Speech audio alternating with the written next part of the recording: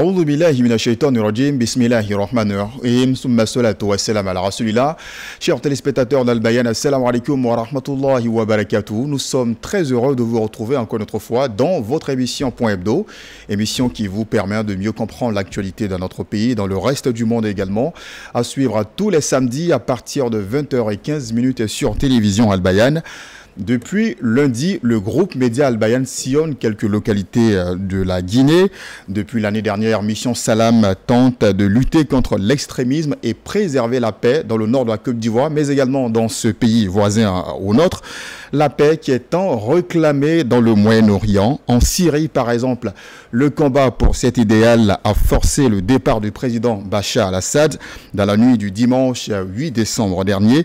Lui aussi est parti en 2017, mais dans la paix. Il vient de faire également son retour dans la paix. Nous parlons bien sûr de John Dramani Mahama, qui a été élu président du Ghana face au candidat du parti au pouvoir lors d'une élection calme et apaisée.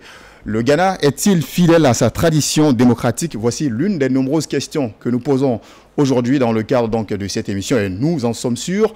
Vous aurez des réponses, des analyses également pertinentes, mais également des points de vue divergents, bien sûr, parce que nous avons aujourd'hui 3 personnalités sur notre plateau que vous avez l'habitude d'entendre dans nos émissions.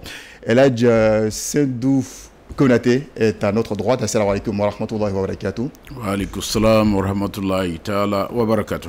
Merci d'avoir répondu à notre invitation. Mon grand plaisir. Et puis juste en face de vous, nous avons également deux autres personnalités. Eladj Noureddine Oyewole. Assalamu alaikum wa rahmatullahi wa barakatuh. On est très content de vous avoir avec nous. Merci beaucoup. Juste à côté, Eladj Kamagate Abaïbou. Salam alaikum wa rahmatullahi wa barakatuh. Wa alaikum salam wa rahmatullahi wa barakatuh. Merci de répondre à notre invitation. En tout cas, vous souhaite bon week-end. Nous sommes à quelques heures de reprendre le travail. Et à vous, téléspectateurs également, merci de nous accompagner donc dans cette émission. Pour rappel, votre émission Point Hebdo est à suivre tous les samedis à partir de 20h15 sur télévision Al-Bayan. 3 sujets à vous proposer aujourd'hui. Dans un premier temps, on parle donc de cette mission que mène le groupe Média Al-Bayan. Après, nous parlerons également des élections présidentielles au Ghana. Et puis pour terminer, on parle également de la chute du président Bachar al-Assad. Nous sommes bien sûr dans la République arabe de la Syrie. Et comme nous le disions tout à l'heure, depuis lundi, le groupe Média Al-Bayan est en Guinée. Le média islamique ivoirien sillonne quelques localités pour prôner le message de la paix, donc lutter contre l'extrémisme. Nous vous proposons ce reportage signé Kanate Kassoum, notre envoyé spécial, bien sûr, qui fait partie donc de cette équipe, qui nous présente un compte-rendu des premières journées justement dans ce pays voisin. Lola, ville située dans la région forestière de la Guinée à 91 km de Danané. La délégation de Mission Salam présente ses civilités au préfet colonel C.C. Maoumou. Les nouvelles sont bonnes, renforcer les liens de coopération transfrontalière entre la Côte d'Ivoire et la Guinée par les médias. Alors une mission salvatrice qui a pour objectif apporter la paix, la stabilité, non seulement à la frontière la Côte d'Ivoire, et la Guinée, mais aujourd'hui au niveau de la population lambda de Lola. Donc c'est un message de réconfort, puisque quand ils ont déroulé l'objectif de leur mission, qu'il s'agit de faire la paix et la stabilité entre les éleveurs et agriculteurs, alors faire la paix entre les populations qui partagent la frontière commune, nous avons dit que vraiment nous sommes enchantés pour ça. Après la préfecture, cap sur la mairie de la commune de Lola, le conseil municipal dirigé par Doré Benjamin lance un message de paix à l'intention des jeunes. Un seul message, c'est le message de la paix. Parce que nous ne pouvons rien faire aujourd'hui. Avec le développement, c'est grâce à la paix. Pour bien manger aujourd'hui, pour aller dans nos missions et autres, c'est parce qu'il y a la paix. Donc nous demandons à tout le monde d'être dans l'esprit de la paix. Même Dieu lui-même au ciel, il demande que ses fils soient dans la paix. Le périple va se poursuivre à la chefferie traditionnelle de Lola. Sa Majesté Soisset Doré, accompagnée de sa notabilité, reçoit la délégation du groupe Média Al-Bayan. Pour le patriarche, la Côte d'Ivoire et la Guinée sont 2 pays frères depuis des générations. Nous avons vu que nos parents vivaient en Côte d'Ivoire et les Ivoiriens vivaient en Guinée. Nous sommes mariés entre nous, surtout nous les frontaliers. Donc nous sommes intimement liés de nos sangs, de nos origines et de nos religions. Les civilités vont s'achever à la grande mosquée de Lola. Dr Ibrahim Khalil Doukouré a prié pour la réussite de la mission en terre guinéenne. Le média partenaire Radio Mano River de Lola a produit une émission en langue Manon autour du thème réseaux sociaux et désinformation. Oui, les femmes de Lola utilisent les réseaux sociaux très bien. Il y a certains qui travaillent dessus très bien. Il y a certains aussi vraiment qui rentrent dans les réseaux sociaux et qui ne doivent, là où ils ne doivent pas regarder, ils regardent. Donc nous, on intervient pour leur dire qu'avant d'utiliser les réseaux sociaux, il faut être quelqu'un qui est un peu lettré ou bien si non lettré, toi, vraiment il faut garder très ton mémoire avant de rentrer dans les réseaux sociaux. Et Jésus nous a enseigné de dire la vérité. Donc nous, quand nous parlons la vérité, est que je suis en train d'enseigner mes amis quand je dis que les réseaux sociaux sont bons, les téléphoniques sont bons, mais quand on vous appelle, dites là où exactement là où tu es. C'est là-bas que tu vas dire que j'arrive, ou je suis là, ou je suis en train de déjeuner avant que je vienne. Mais les gens sont en taxi ou ils sont ailleurs, ils disent que je suis proche de vous. Donc même le dimanche passé, c'est ce que j'ai enseigné, que dire la vérité dans les réseaux sociaux. En Guinée, le groupe Média Al-Bayan a produit 50 émissions sur la thématique de la lutte contre l'extrémisme violent dans les langues locales, à savoir le Manika, le Konyanké, le Paléo, le Konon, le Peul et le Manon. Et bien voilà, donc voici le compte rendu de Kanaté Kassoum, notre envoyé spécial dans le cadre donc de cette émission qui se poursuit jusqu'à la fin de cette semaine. Alors plusieurs activités entreprises, des émissions publiques, des campagnes de sensibilisation et plusieurs thématiques également abordées, en tout cas selon le compte rendu qui nous vient de nous être présenté. Alors je me tourne vers vous, professeur Konaté. Déjà, qu'est-ce que vous pensez de cette initiative du groupe Média Al-Bayan d'étendre cette mission Salam qu'on a vue l'année dernière dans le nord de la Côte d'Ivoire? Et cette année, nous sommes principalement dans l'ouest et même au-delà des frontières de la Côte d'Ivoire.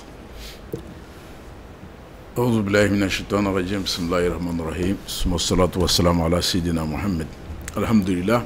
Je crois qu'il faut saluer cette initiative.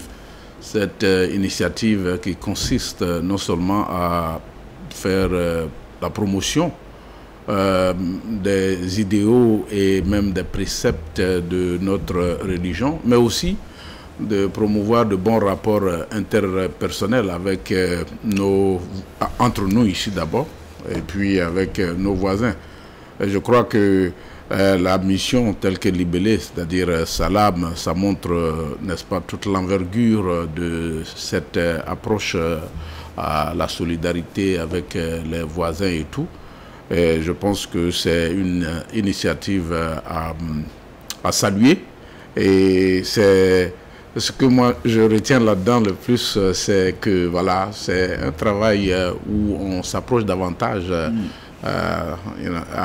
de la communauté, puisque c'est en langue nationale.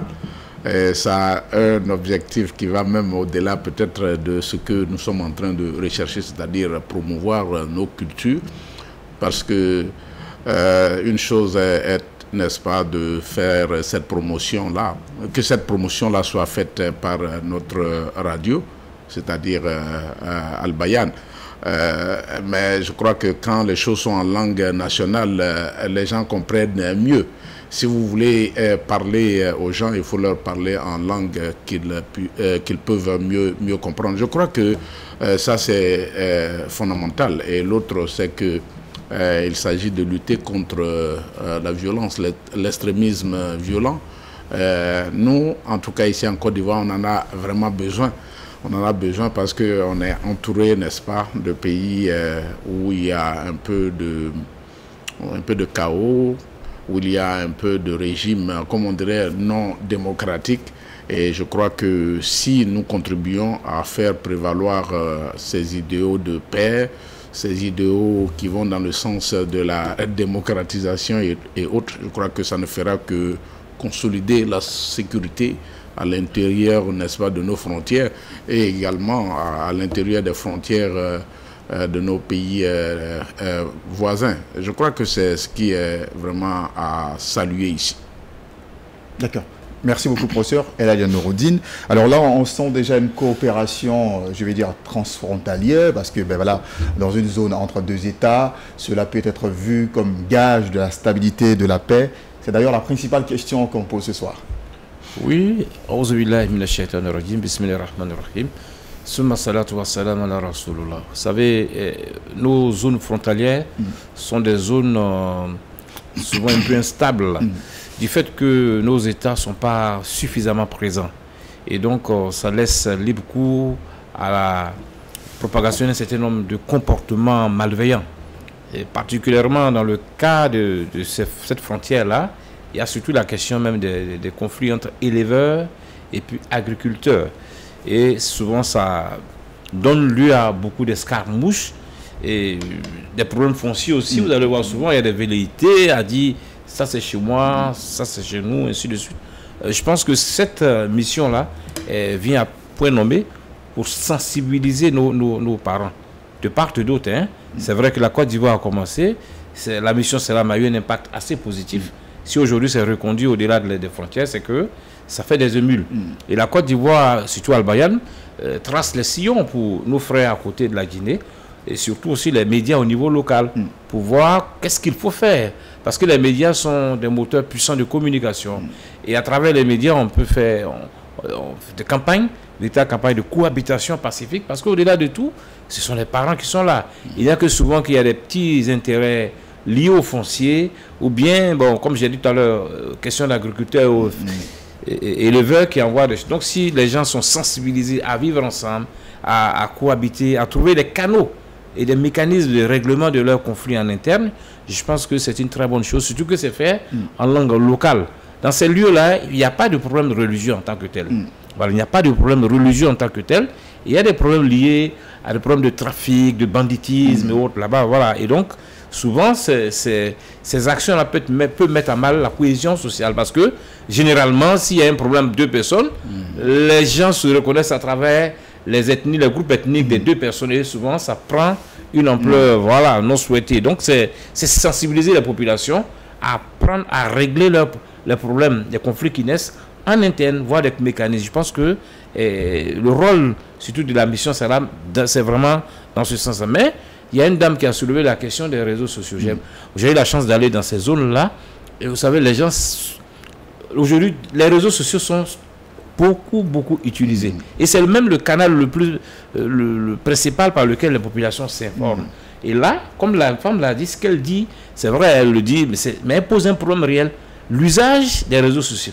À travers les réseaux sociaux, vous avez les nouvelles vont très vite, se propagent, des fausses rumeurs, les fake news. Comment gérer ces nouvelles-là, surtout quand il y a des tensions interethniques. Donc je pense que là, c'est tout ça là qu'il faut aider les populations à savoir gérer. Surtout l'attitude à avoir, quand on a une information, il faut la vérifier avant d'en faire, de la prendre en compte. Je pense qu'il y a tout ce travail-là qui est en train d'être fait. Je pense que les émissions qui sont faites en langue locale vont véritablement, je pense, aider les populations à mieux comprendre les enjeux et surtout à aller vers l'apaisement, la cohabitation pacifique. D'accord. Là, Kamaraté. Auzubillahi samiul alim minash shaitani rajim. Bismillahir rahmanir rahim. Wa salatu ala rasulillah Muhammad wa alihi wa sahbihi wa sallam taslima. Il y a vraiment l'élément que je retiens qui est important pour moi, c'est qu'au-delà des États, au-delà des institutions, les peuples se parlent. Pour moi, c'est vital. Vous savez, c'est dommage, nous avons des frontières qui ont été créées par les Blancs et nous accrochons sur des choses qui nous ont été imposées. C'est bien dommage, quoi. Personnellement, j'aurais rêvé même d'État sans ses frontières. Personnellement, j'aurais rêvé de ça. Ou comme avant, je donne ça, le grand Karamoro de Congo, il se lève le matin, il s'en va à Bobo de l'assaut pour voir ses amis. Il n'y a pas à faire de douanier, il n'y a pas à faire de celui qui la merde. Donc, c'est vraiment l'élément fondamental pour moi. Est-ce que si nous arrivions à avoir j'appelle ça des relations entre les peuples, de telle sorte que même quand il y a un conflit institutionnel, c'est-à-dire entre deux États, ça ne descend pas au niveau des populations. C'est vraiment ça l'idéal pour moi. Et je crois que c'est le genre de travail entrepris par une structure non étatique, donc non institutionnelle, qui met directement en relation, qui va directement en relation avec la base. Parce que sur ce qui a été passé, on a vu des citoyens simples qui s'expriment. Donc vraiment, pour moi, c'est ça l'élément fondamental. Faire en sorte qu'il y ait la société des peuples, la société des populations, pas uniquement des États. Et comme je répète, ces États qui ont été créés par d'autres pour leurs intérêts, si on peut continuer ce genre de relations directes, je crois que ça favoriserait énormément la cohésion sociale et la paix. D'accord. Alors, donc, nous sommes à la deuxième édition de Mission Salam. On l'espère, cette mission sera reconduite pour les années à venir. Alors, aujourd'hui, nous le savons, Mission Salam donc, prend la forme de production d'émissions qui sont diffusées sur les antennes de la radio. Et à travers cette deuxième émission, ce sera donc sur les antennes des radios guinéennes. On a également des campagnes de sensibilisation qui se font avec les populations. Quelles sont peut-être vos propositions pour les éventuelles prochaine édition de Mission Salam pour que l'objectif qui est donc de lutter contre l'extrémisme soit atteint? Je voulais rebondir sur le point de camaraderie. C'est quand même important de veiller à ce qu'on puisse créer un cadre où on donne la parole au peuple, comme c'est le cas ici. Je crois que ça va nous permettre, n'est-ce pas, d'aller au-dessus des frontières qui ont été imposées. C'est un problème fondamental qu'on a ici en Afrique, en tout cas dans les anciennes colonies. Je crois que là, ce sont des stratégies de communication qui vont permettre aux personnes qui sont les plus concernées dans les États dont on parle, n'est-ce pas, de s'attaquer aux problèmes qui leur sont les plus importants. Et je crois que si le choix des programmes se fait en prenant en compte comme on appelle, les besoins que ces peuples-là essaient n'est-ce pas, de mettre sur la table. On est tous d'accord avec la prégnance et l'importance, n'est-ce pas, des réseaux sociaux, aussi bien positivement que négativement. On peut peut-être essayer d'aller dans ce sens-là. Comment est-ce qu'on peut se l'approprier pour que ce soit, n'est-ce pas, un facteur qui puisse, n'est-ce pas, désamorcer ces conflits-là qui naissent nécessairement entre les peuples, surtout les peuples mandingues et Peul que nous avons en Guinée. On sait un peu qu'il y a beaucoup de tiraillements le plus souvent. Et c'est la même chose que nous avons ici au nord, n'est-ce pas, de la Côte d'Ivoire, là où il y a la transhumance et tout ça. Et je crois que si on met sur la table, et surtout avec les langues-là, qu'il faut beaucoup appuyer, je crois que là, on va aller faire ce travail de base-là qui va faciliter, n'est-ce pas, l'intégration dont Kamaraté parle, voilà, dans peut-être 10 ans, 20 ans et 50 ans, le problème peut être résolu. Donc, pour peut-être lutter contre les questions de violence et autres, il s'agit de permettre au peuple, créer des programmes qui permettent au peuple de se parler régulièrement et de façon assidue. Et franchement, je crois que ça va permettre, n'est-ce pas, de résorber les questions de violence interpeuple.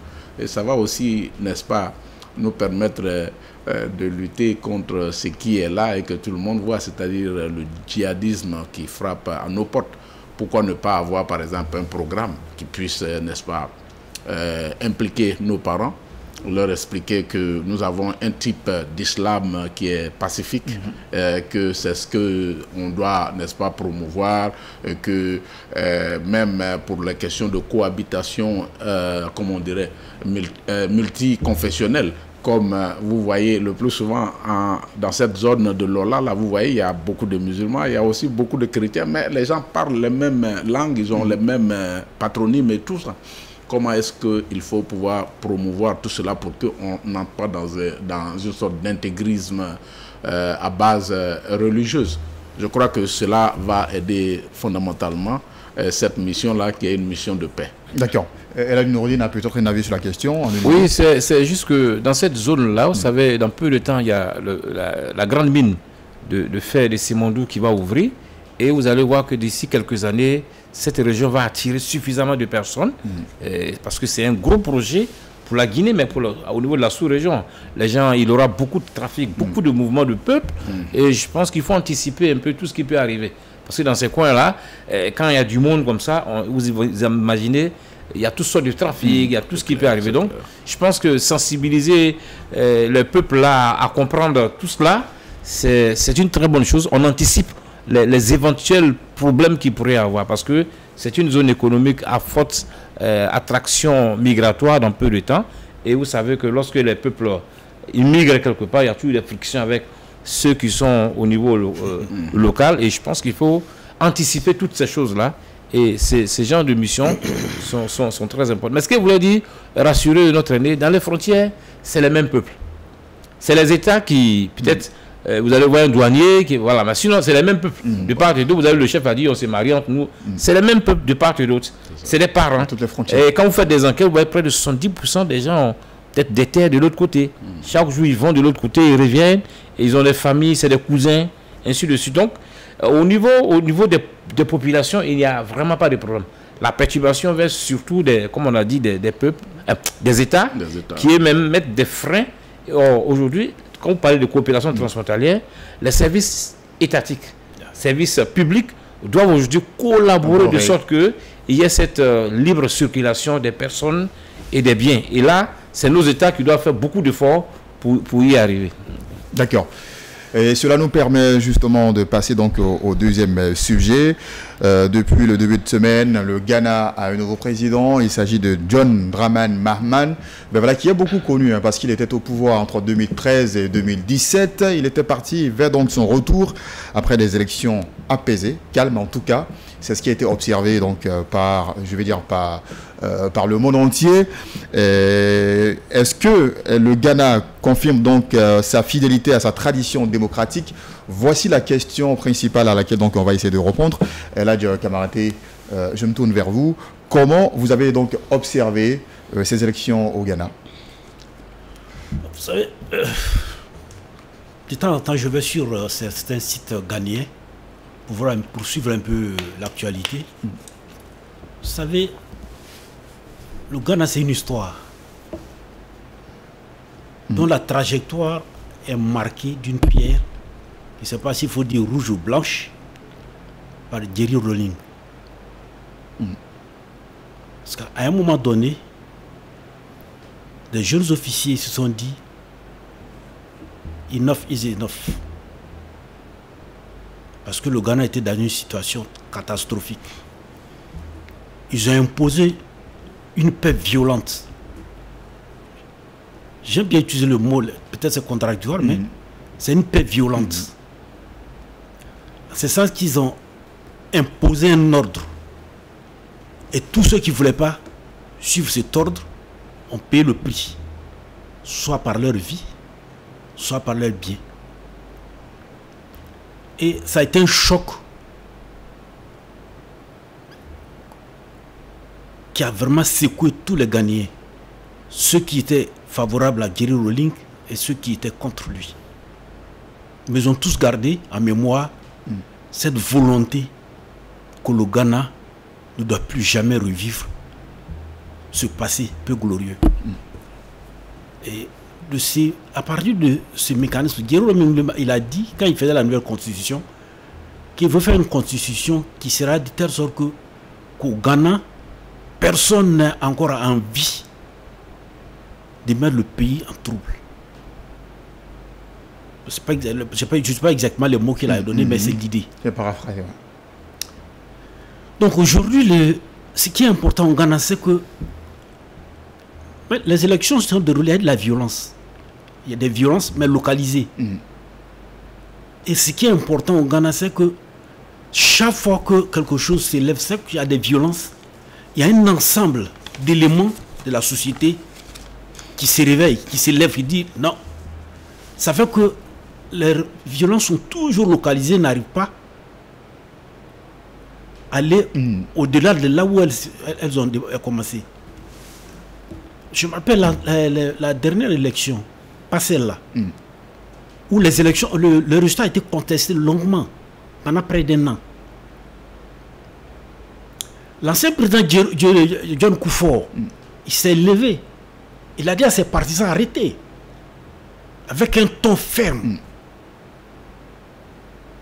Donc, que ce soit les chefs traditionnels. Donc il y a ces mécanismes internes de la société qui fait que même quand il y a des éléments de violence, ces éléments sont suffisamment maîtrisés. Vraiment, c'est ça qui est important. Le Ghana, malgré les difficultés économiques, la population civile est consciente des enjeux. Pour moi, c'est ça qui est l'élément fondamental. Donc, qui force les politiques à ne pas dépasser les bornes. D'accord. Eladji Konaté, est-ce que ça vous surprend l'issue de ces élections? Bon, surprendre, c'est un peu trop dit. Ou bien pour vous, tout s'inscrit dans un ordre logique? Voilà, je crois que c'est plutôt logique, comme Kamaraté le dit.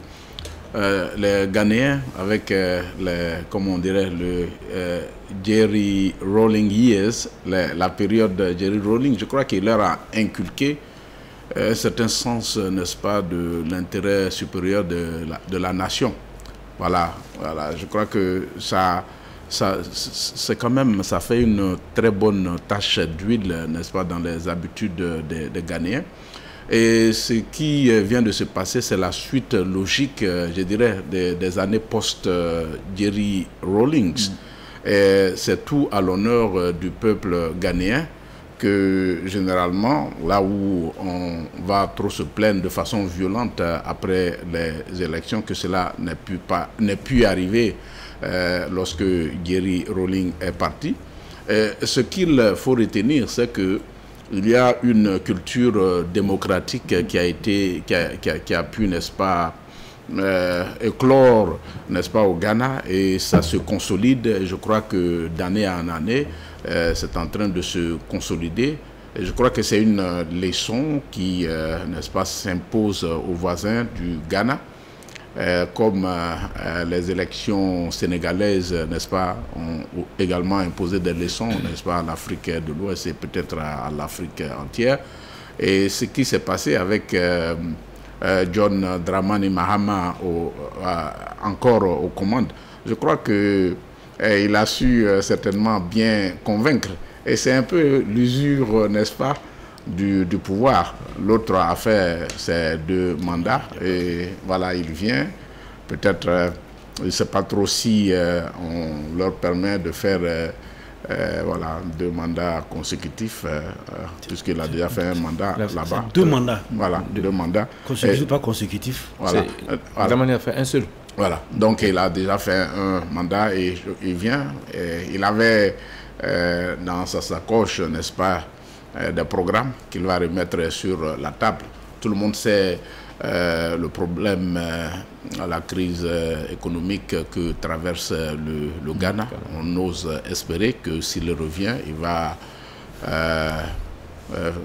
comme on dit en anglais, il va jumpstart, c'est-à-dire donner du courant à l'économie ghanéenne pour que ce soit, n'est-ce pas, aux normes d'une société où l'économie ne vacille pas comme on le voit actuellement au Ghana. Donc, on espère bien, moi c'est ce que je retiens ici, qu'il va refaire un peu d'exploit comme il a fait quand il était au pouvoir pour que le Ghana puisse, n'est-ce pas, souffler un peu économiquement. Donc, c'est pas surprenant de le voir. Et il a su faire, je crois qu'il a eu 58%, n'est-ce pas? Voilà, c'est déjà quelque chose, ça veut dire 54, que... C'est ça, non? 56. Je crois qu'il a eu 56%. C'est quelque chose quand même en démocratie naissante. Et ça veut tout dire, ça veut dire qu'il a un soutien, il y a un soutien, n'est-ce pas, du peuple, et je crois que c'est ce qui va lui donner cette coudée franche-là pour faire son travail. Il faut bien prier pour le voisin ghanéen, pour que cette leçon-là puisse, n'est-ce pas, nous servir chez nous ici, où on se plaint le plus souvent après les élections. D'accord. Eladji Noureddine? Oui, je pense qu'il y a trois leçons d'abord. Moi, j'ai eu la chance, tout récemment, j'étais au Ghana. Il y avait une forte attente quand même. Hein. Il y avait vraiment une volonté de changement. Parce que les gens étaient fatigués quand même par la crise économique et les gens voulaient vraiment le changement. Et il y avait cette mobilisation-là de changement. Deuxièmement, pour les Ghanéens, John Mahama, vous savez, c'est le NDC, National Democracy Congress, qui est d'obédience socialiste. C'est-à-dire, voilà, alors que le NPP, voilà, le NPP qui est là d'obédience libérale. Et donc, pour les Ghanéens, c'est un pouvoir à visage un peu humain.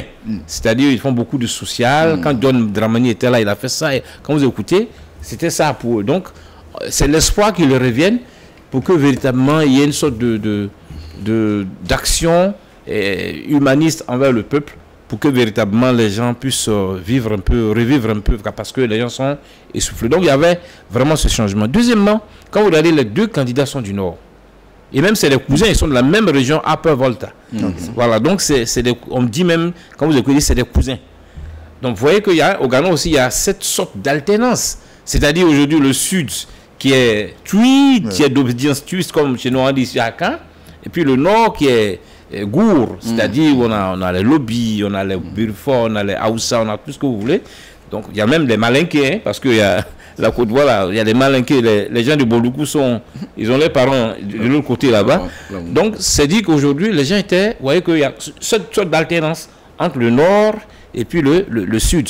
C'est une sorte j'allais dire de gentleman agreements, mais ça ne gêne pas. Vous voyez, quand les deux présidents parlent, les deux candidats parlent, quand ils sont au nord, ils parlent à la langue du nord, quand ils sont au sud, ils parlent la chantilly de tout le monde se sent concerné. Et je pense que les élections d'un sorte de, c'est vrai, quelques petits, c'est normal, hein, voilà, mais c'était une sorte de fête, c'était festif.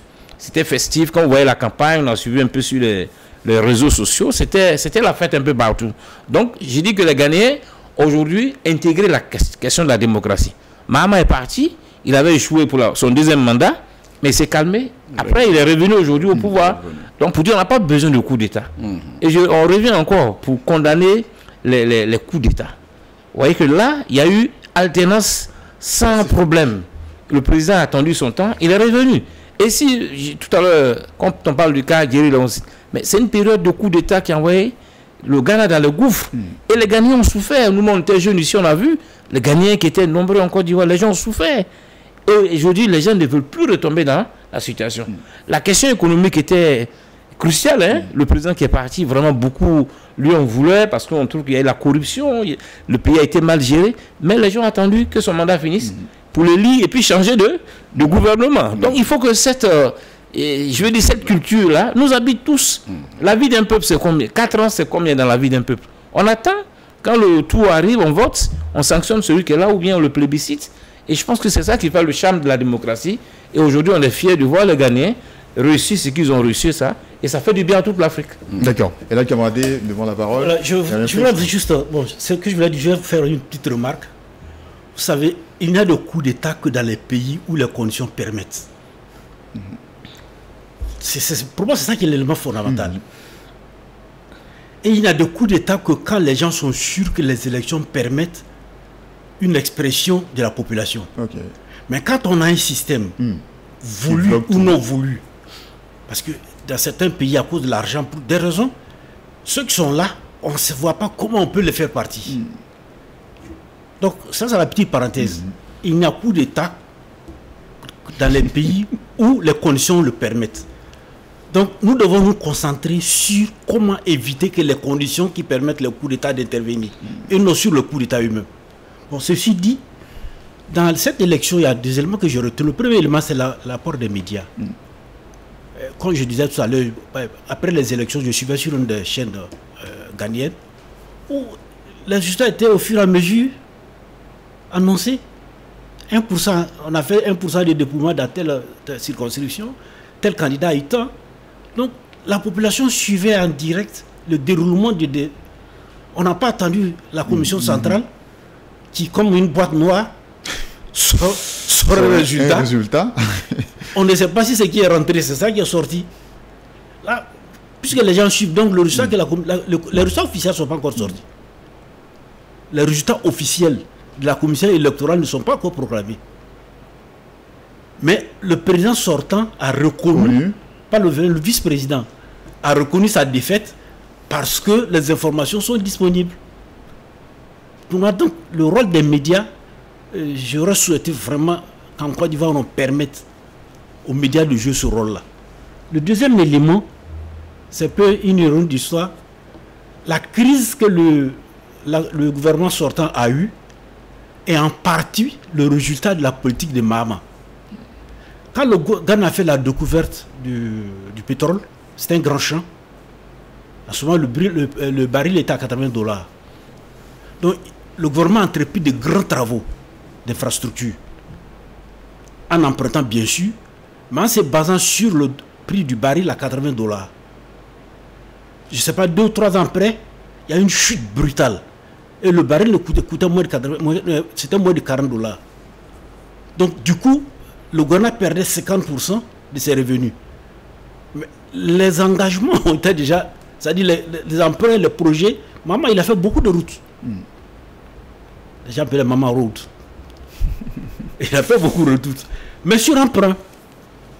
Alors, quand il est parti, à cause de la corruption, curieusement, parce que la campagne de Akufo-Addo, c'était contre la corruption. Bon. Curieusement, c'est sur la corruption que lui aussi on a fait. Donc quand ce gouvernement arrive, il se retrouve face à un endettement élevé, avec des revenus qui malheureusement, les revenus qui étaient prévus, qui ne sont pas là. Donc il faut face. Par rapport à ces estimations, il avait arrêté avec les institutions de Bretton Woods, c'est-à-dire le Fonds monétaire international, pour se concentrer sur les ressources internes. Bon, évidemment, comme je l'ai dit, avec les revenus qui ne sont pas là, ils ont fait face à d'énormes difficultés. Et comme le Ghana a sa monnaie, évidemment, la monnaie suit l'économie. Donc, il y a eu la chute de la monnaie, avec tout ce qui s'est entraîné. Donc, c'est par rapport à ça, évidemment, la population regarde ce qui est, pas ce qui devrait être. Ce qui est, c'est que l'économie va mal. Donc, ils ont été sanctionnés. Dans tous les cas, on souhaite bonne chance au président. Je termine avec l'élément, c'est la maturité du Ghana. Parce qu'en réalité, culturellement, les Ghanéens ne prévoyaient pas un nordiste au pouvoir. Le premier arrivé au pouvoir, c'est par décès. C'est-à-dire quand le président sortant est décédé, Maman a pris la relève, il a pu se faire élire. Jusqu'à présent, c'est le vice-président qui était du Nord. Donc, il y a un changement social, une jeunesse qui n'endosse pas forcément cette culture de l'Ashanti ou le Sudi, c'est président, et le Ndori, c'est vice-président. Donc, c'est cette dynamique sociale. Souvent, je dis, si j'aime bien les changements quand elle est interne, quand elle vient de la société elle-même. Elle ne vient pas de l'extérieur. Donc, c'est vraiment cette dynamique de la société ghanéenne que je voulais relever. D'accord. Et donc, on souhaitera donc bonne chance au nouveau président John Mahama Dramani, voilà, qui va gouverner le Ghana pour les prochaines années. On va marquer une pause ici avant donc d'entamer le tout dernier sujet de ce soir.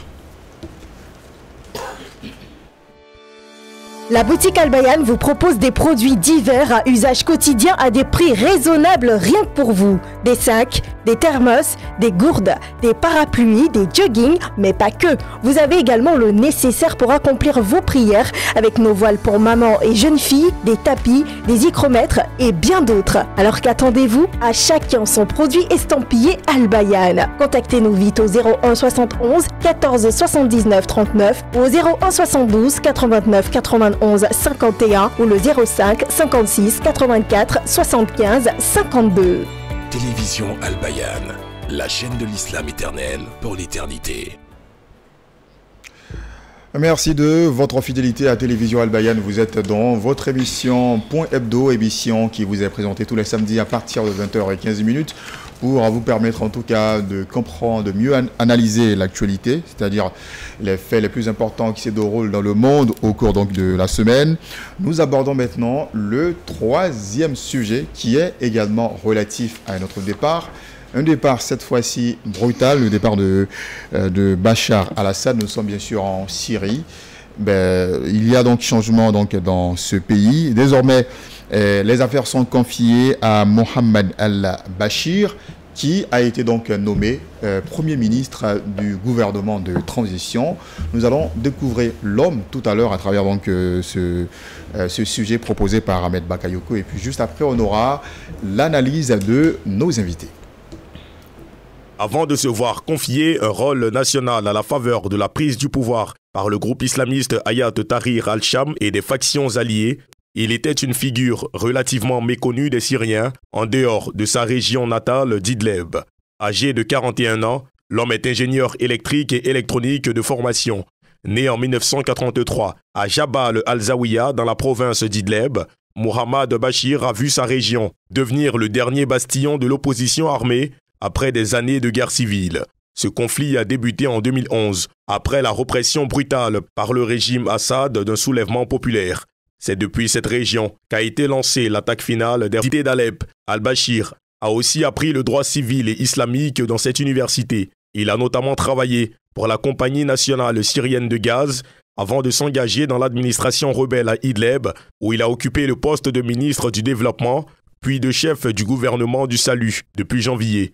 En 2023, il a rejoint le Conseil de la Choura, le parlement du gouvernement de Salut syrien. En janvier 2024, il a été nommé Premier ministre avec la majorité absolue.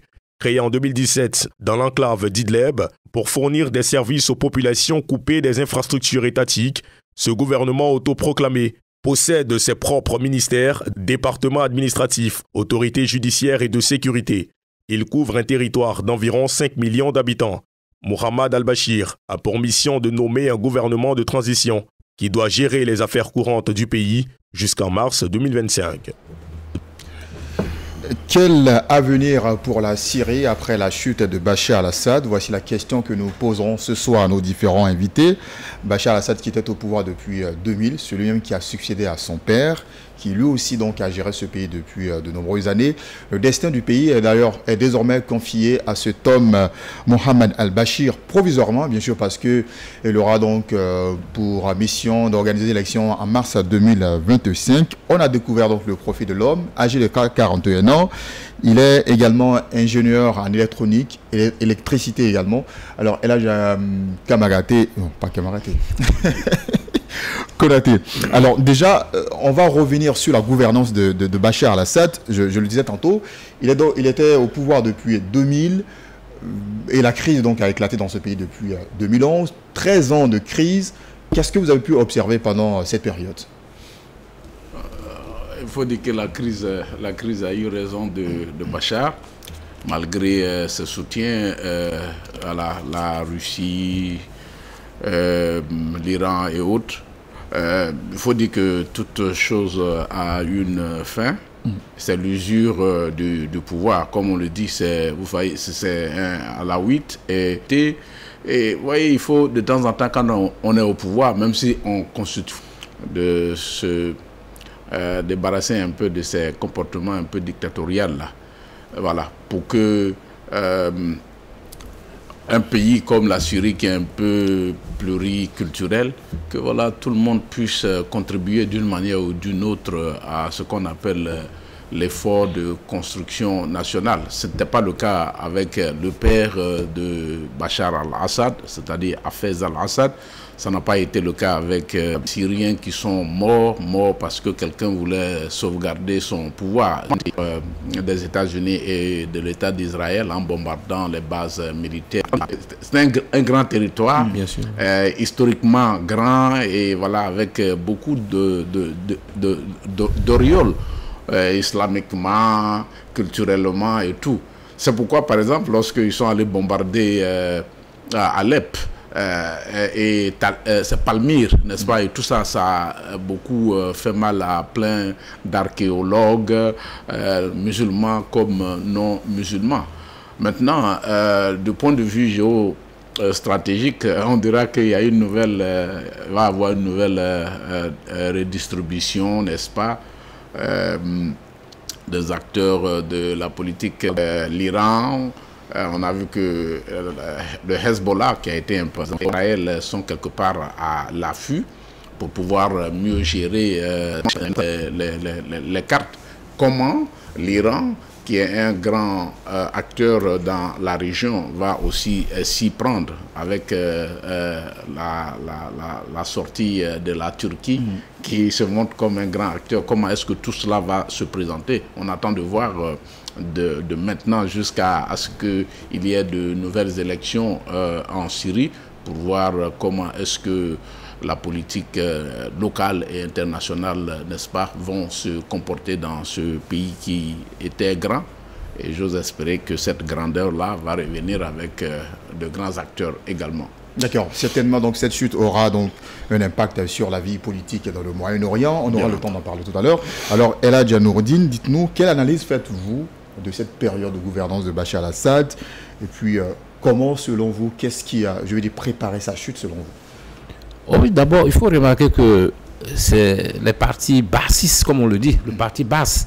C'est quand on voit dans dans ce Moyen-Orient, pendant que un peu partout les pouvoirs un peu politico-religieux émergeaient, le père Assad, c'est-à-dire Hafez al-Assad, était quand même laïque.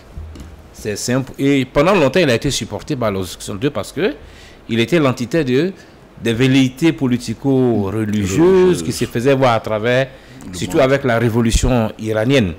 Donc, et même avec Saddam Hussein, vous voyez, c'est tout le même parti bassiste en Irak.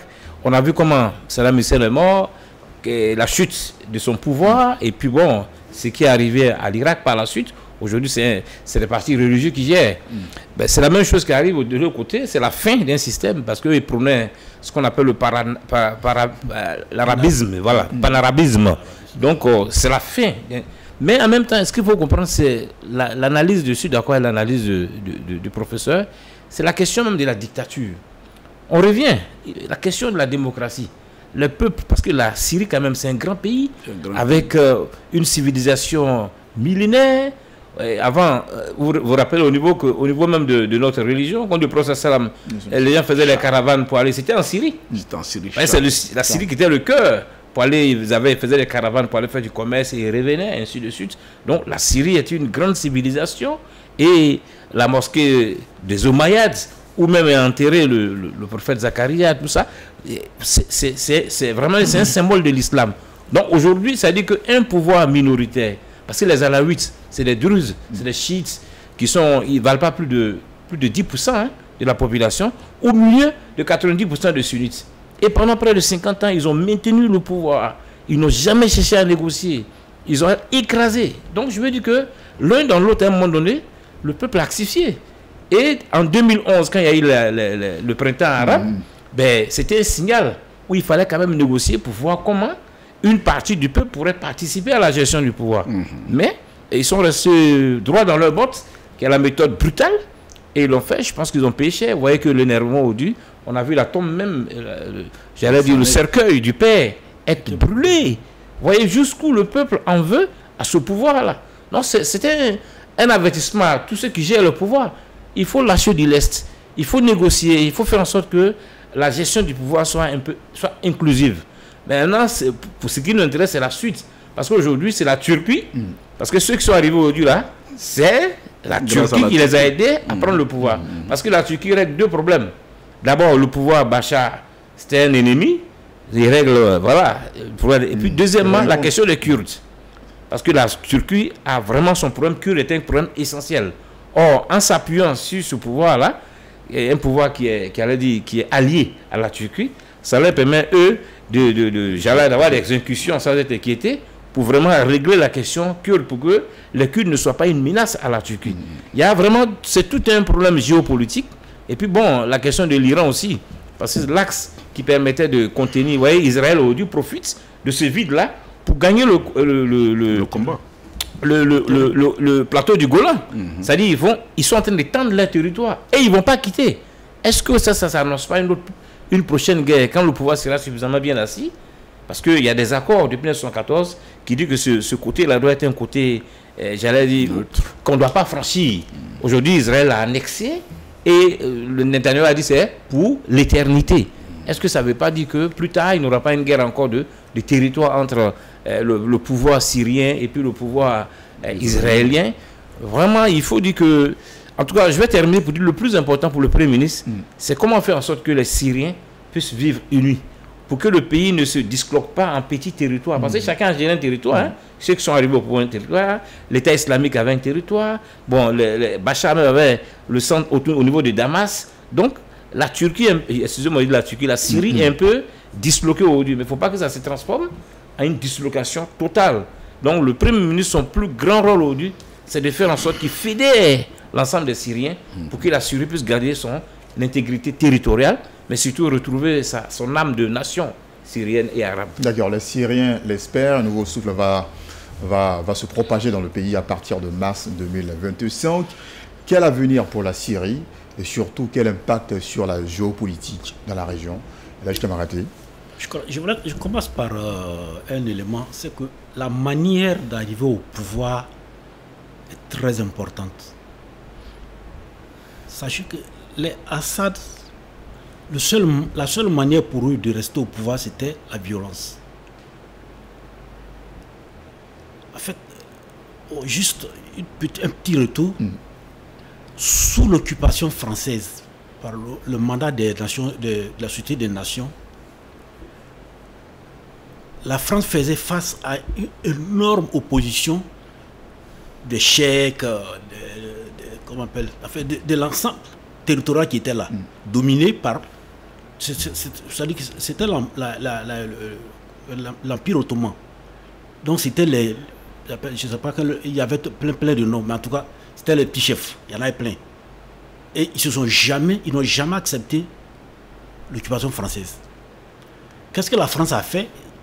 Les sunnites, les alaouites autres, étaient maltraités parce que les gens le considèrent que ce ne sont pas des bons musulmans. Donc, socialement, ils avaient des difficultés. Qu'est-ce que la France a fait? C'est qu'il les a recrutés dans l'armée pour combattre les sunnites. Et quand les Français sont partis, ils étaient le corps de l'armée, ils ont fait le coup d'État pour prendre le pouvoir. Et les autres ne les ont jamais acceptés. Donc la seule manière de rester, c'était la violence. Avec la guerre froide, ils avaient l'appui de la Russie. Cela a permis de rester au pouvoir. Avec la dislocation de l'URSS, ils ont fait face à des défis. Et quand le printemps, entre guillemets, printemps arabe est arrivé, les autres ont voulu prendre leur revanche. Et encore, ils ont fait face à une violence terrible. Aujourd'hui, moi, personnellement, je pense qu'on a plus d'interrogations que de réponses. Parce qu'il y a trop d'intérêts en jeu. Trop d'intérêts. Contradictoires. Et ces intérêts contradictoires, personnellement, je ne vois pas comment il peut y avoir un point commun. Il y aura de la violence, il y a quelqu'un qui va gagner. Mais ce sera de la violence. Parce que vous voyez, il y a les intérêts turcs pour combattre les Kurdes. Il y a les islamistes qui occupaient une partie vers l'Irak, qui sont appuyés par des groupuscules qui sont en Irak. L'Iran, le pouvoir, il y avait trop, c'est-à-dire comment on appelle, Assad, il reposait sur d'autres. L'Iran, par l'intermédiaire d'Hezbollah, et la Russie. Avec le problème que le Hezbollah a eu, qui ont dû, pour le moment, ils n'ont vraiment pas le temps d'aider quelqu'un d'autre.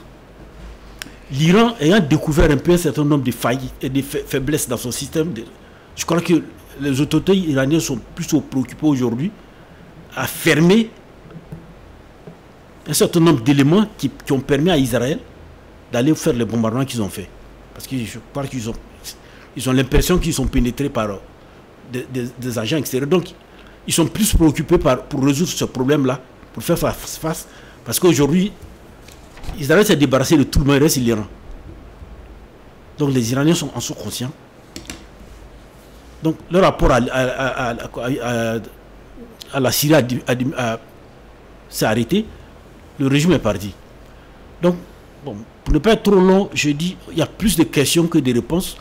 En plus de ça, il y a les Américains qui, pour des raisons impérialistes pures, c'est de l'impérialisme pur, ils sont présents en Syrie. Israël, qui veut aucun pays arabe fort militairement. Ça, c'est une petite parenthèse. Je ne me rappelle pas exactement l'année.